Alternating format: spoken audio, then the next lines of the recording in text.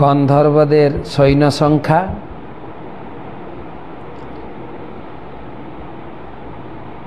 আর সেই যে পঞ্চফণা বিশিষ্ট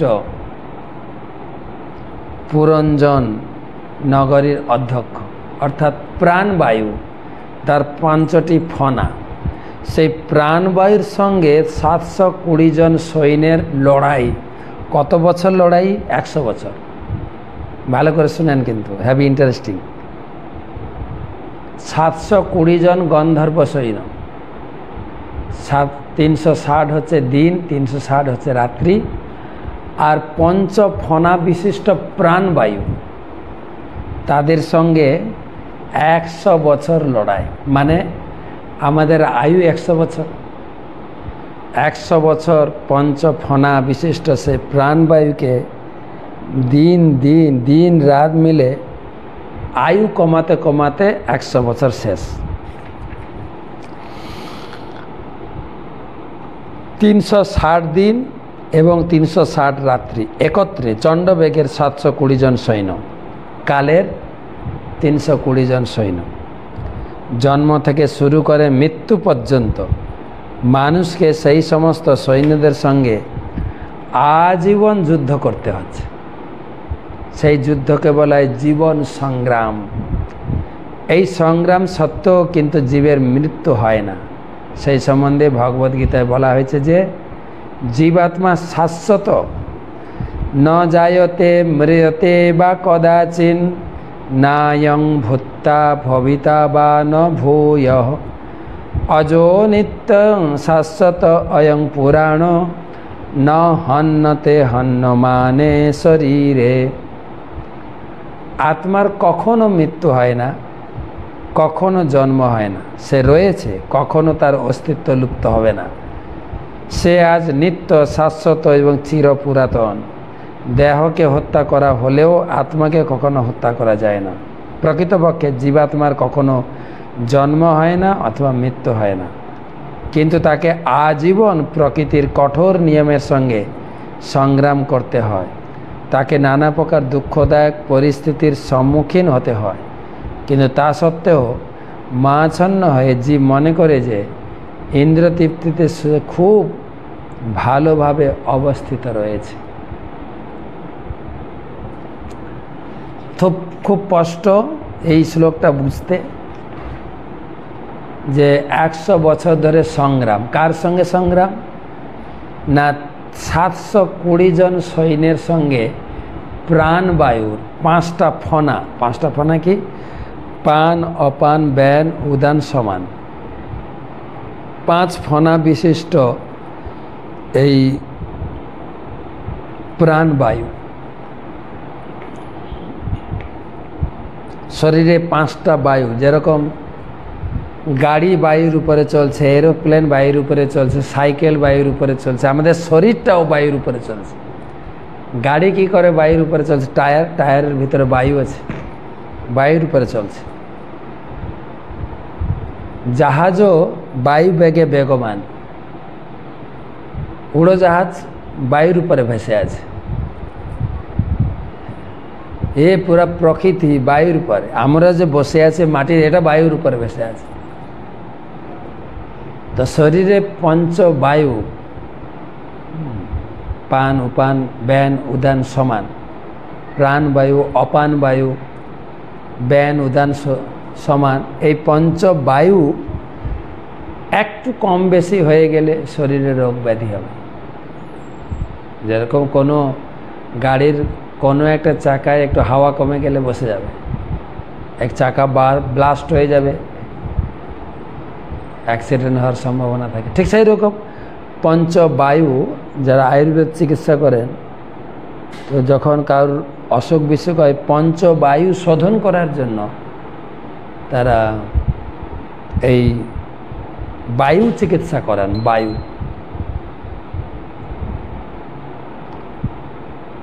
তো এখানে সেটাই বলা হচ্ছে। আর আমরা দেখি প্রথমে আমাদের যখন অন্ন খাওয়া শুরু হয়,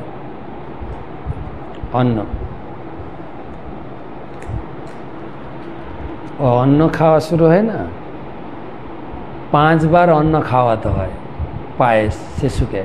কালকে একটা অন্নপ্রাশনের দিন আছে, মায়াপুরে অনেক ভক্ত আসবে অন্নপ্রাশন। তো সেই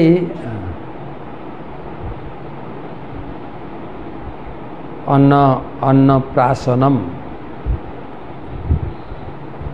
5 বার 5টা বায়ুকে শোধন করার জন্য ভগবানের প্রসাদ দিয়ে তাকে শোধন করতে হচ্ছে।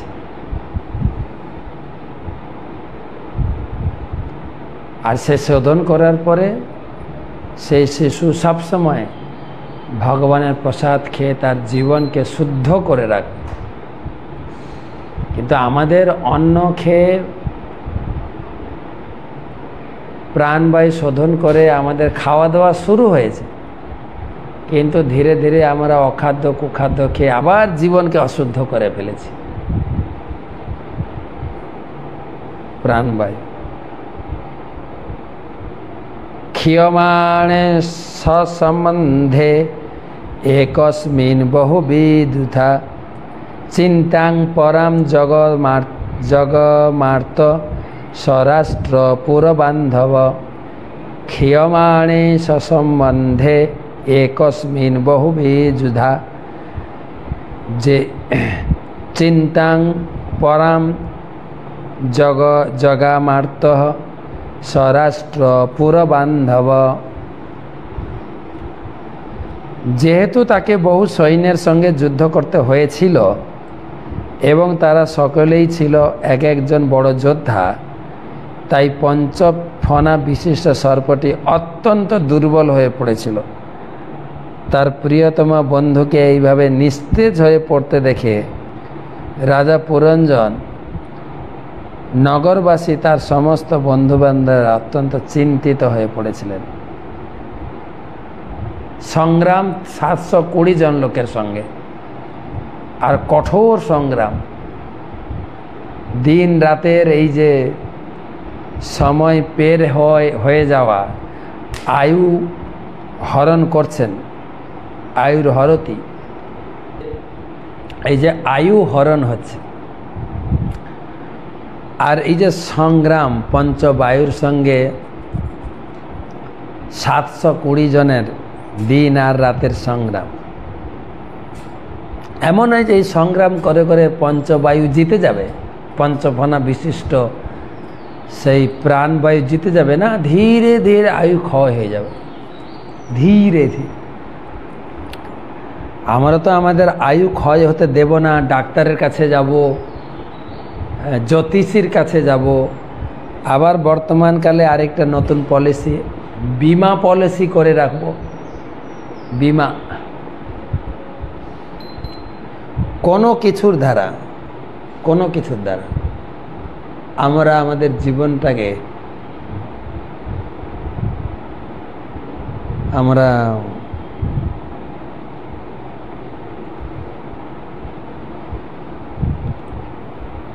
প্রাণবায়ুকে শক্তিশালী করতে পারবো না। ধীরে ধীরে সে নিস্তেজ হয়ে পড়বে। আমরা ডাক্তারি চিকিৎসার দ্বারা কিছু পেন কিলার, যেটা পেটের ব্যথা, মাথার ব্যথা, জ্বর একটু কমতে পারে, কিন্তু আয়ু, প্রাণবায়ুকে ধরে রাখার জন্য আয়ু বৃদ্ধি করার ক্ষমতা আমাদের নেই। আমাদের কোথায়? সেজন্য ক্ষীয়মাণে সসম্বন্ধে ধীরে ধীরে ধীরে ধীরে আয়ু ক্ষয় হচ্ছে, শরীর ক্ষয় হচ্ছে, নিস্তেজ হয়ে যাচ্ছে। তাৎপর্য লিখেছেন প্রভুপাদ, জীব সশরীরে অভ্যন্তরে বাস করে এবং দেহের অঙ্গ প্রত্যঙ্গগুলি সহ বেঁচে থাকার জন্য সংগ্রাম করে। সেই সমস্ত অঙ্গ প্রত্যঙ্গগুলিকে এখানে সেই নগরীর নাগরিক ও বন্ধুবান্ধব বলে বর্ণনা করা হয়েছে। বহু সৈন্যের সঙ্গে একাকী কিছুক্ষণ ধরে সংগ্রাম করা যায়, সর্বক্ষণ করা যায় না, বা ইয়াং বয়সে একটু সংগ্রাম করা যায়, কোনো কিছুকে তোয়াক্কা করি না, দিন রাত। আমাদের কিছু কিছু লোক তার সেই ইয়াং বয়সের যৌবনের উচ্ছলতাকে প্রকাশ করার জন্য, হ্যাঁ, কি বলছো তুমি? তোমার মতো যখন ইয়াং ছিলাম আমি, তোমার মতো যখন যুবক ছিলাম, একদম জলকেও চিবিয়ে গুড়মুড় করে খেয়েছি। মানে এত বড় আমি শক্তিশালী ছিলাম, জলকেও চিবিয়ে খেয়েছি। তুমি কি মনে করো? মানে বুঝাতে চাই যে আমি কত বড় পরাক্রমশালী ছিলাম। আমার পরাক্রম দেখো।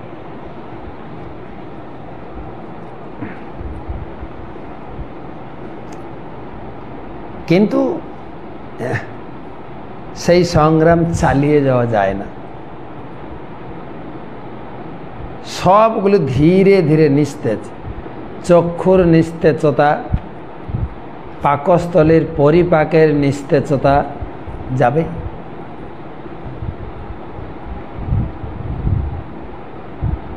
একজন লোক, একজন ভক্ত কৌতুক করে বলছে, আমি তখন ব্রহ্মচারী ছিলাম, আমাকে বলছে যে বেনু তোমাকে কি বলবো, আমার এখন না হজম হয় না, হজম শক্তিটা একদম চলে গেছে।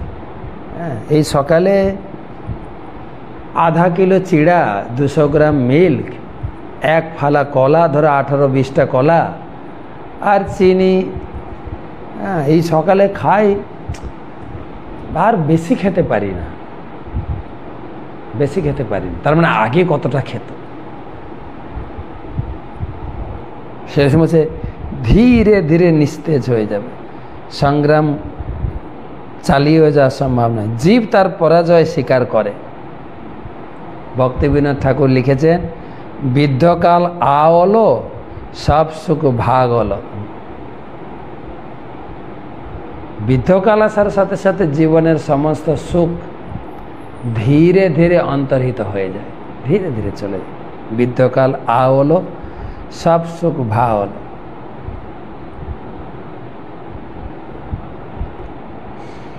সাধারণত মানুষ মনে করে যে ধর্ম আচরণ ও পূর্ণকর্ম করতে হয় জীবনের শেষ পর্যায়ে।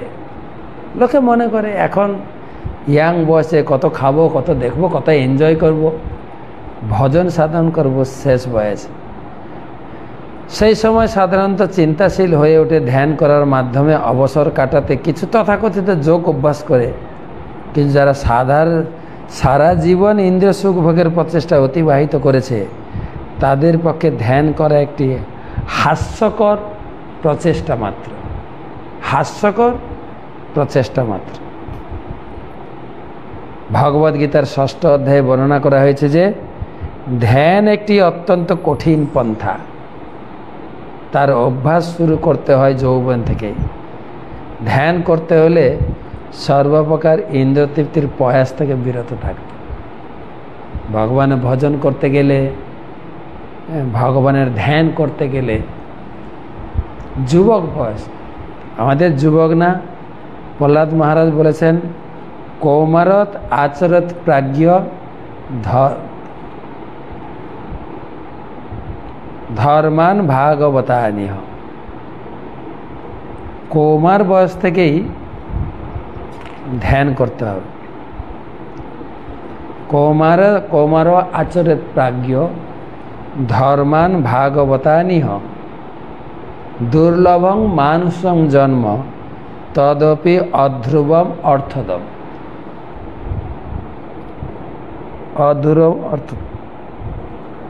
দুর্লভম মানুষম জন্ম, মানুষ জন্মটা অত্যন্ত দুর্লভ। তদপি অধ্রুবম অর্থদম, দুর্লভ মানব জন্ম, কিন্তু অধ্রুবম, অধ্রুবম মানে বেশি দিন থাকবে না, নষ্ট হয়ে যাবে। আর অর্থদম, এই শরীরটা হচ্ছে, মনুষ্য শরীরটা হচ্ছে অত্যন্ত অর্থপূর্ণ। তাই কৌমারং, কুমার বয়স, কুমার মানে 5 বছর, শিশু, তারপরে কৌমার, তারপরে পৌগণ্ড, তারপরে কৈশোর। কুমার মানে 5 বছর থেকেই, আমাদের বাংলায় একটা কথা বলে, যা হয় না 9-এ তা হবে না কো 90-এ। আরেকটা কথা বলে, কাঁচাই না নোয়ালে বাস, শুকনোতে করে ঠাস ঠাস। যদি নরম বাঁশকে মুড়ানো না যায়, শক্ত হয়ে গেলে মুড়ায় পুরো ঠাস করে ভেঙে যাবে। তাই এই বৃদ্ধ বয়স থেকে যে ভজন করব, এটা একটা মূঢ় ধারণা, এটা একটা কাল্পনিক এবং লৌকিকতা মাত্র, এটা কোনো শাস্ত্রের কথা নয়।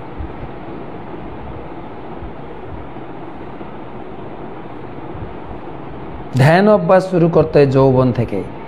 ধ্যান করতে হলে সর্বপ্রকার ইন্দ্র তৃপ্তির প্রয়াস থেকে বিরত থাকতে। ভগবত ভজন আর কাম দুটো বিপরীত। তাই তুলসীদাস বলেন, যাহা রাম তা নাহি কাম, যাহা কাম তাহা নাহি রাম। কাম আর রামকে দুটো একসঙ্গে মিশালে হবে না।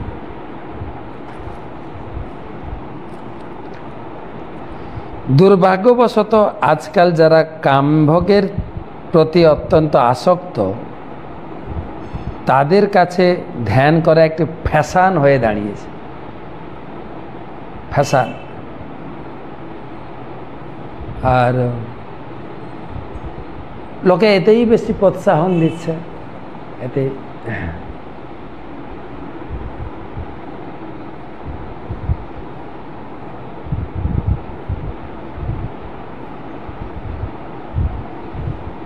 যে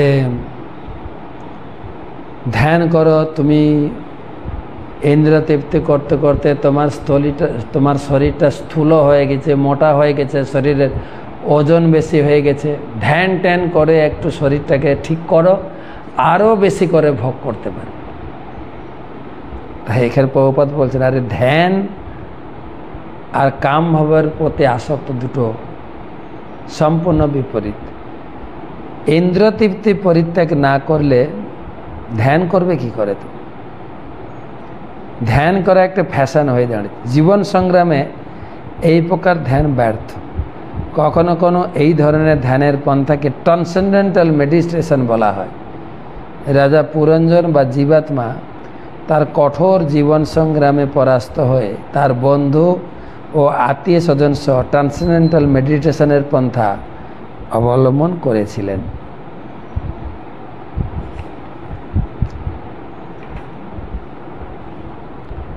তো আলোচনাটা কিন্তু বেশি জটিল নয়, কিন্তু 720 জন